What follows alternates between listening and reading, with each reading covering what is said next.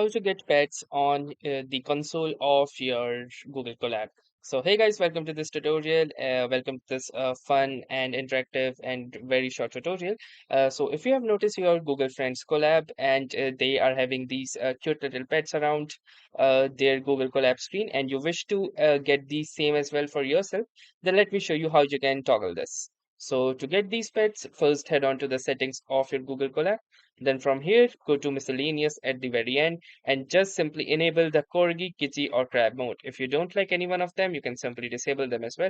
But all three of them are cute, so just enable three of them and click onto the save button, and they will start appearing onto the top of your screen, and you will definitely really like it. So it's a cool integration overall. So yes, that was all for this quick and easy tutorial. I hope this video was helpful to you. If it was, do make sure to like this channel, share it, and also subscribe to our YouTube channel as well. So thanks for watching and have a nice day.